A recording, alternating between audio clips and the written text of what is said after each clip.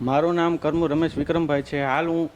દેવભૂમિ દ્વારકાના ખંભાળિયા તાલુકામાં સરકારી જિલ્લા ગ્રંથાલયમાં અભ્યાસ કરું છું અને હાલની અલગ અલગ પ્રકારની લેવાતી સ્પર્ધાત્મક પરીક્ષા જેમ કે હું અટાણે રાજ્ય પરીક્ષા બોર્ડ દ્વારા લેવાતી 9-10 શિક્ષકની પરીક્ષાની તૈયારી કરું છું। સરકાર દ્વારા હાલમાં એક નવો કાયદો જે કે કાલ પસાર કરવામાં આવ્યો છે, જે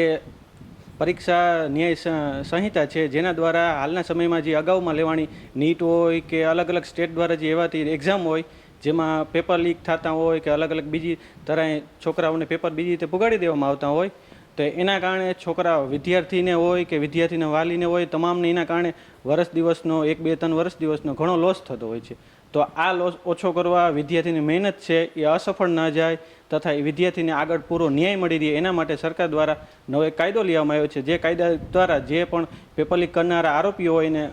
ફાસ્ટ ટ્રેક કોર્ટ દ્વારા ફટાફટ સજા કરવામાં આવે તથા જે પેપર લીક કરે એના વિશે અલગ અલગ કાયદાઓ જેમ કે 10 વર્ષ 15 વર્ષ અલગ સજા કરવામાં આવે, એમાં અલગ એના પ્રમાણે એને પૈસાના દંડ પણ ભરવામાં આવે। તમામ કરવાથી શું થશે કે વિદ્યાર્થી હોય, એના મા બાપ હોય તથા એના આજુબાજુ સમાજ હોય એ લોકોને આગળ શું કહેવાય એના પરથી પ્રેરણા મળશે કે હવે જો વિદ્યાર્થી તૈયારી કરશે તો એને પેપર લીક થવાની સંભાવના ઓછી થાય, જેના કારણે આગળનો વર્ગ પણ તૈયારી કરશે અને નિયમિત પરીક્ષા લેવાતી રહે તો એના કારણે આપણો દેશમાં આગળ વિકાસ થાય।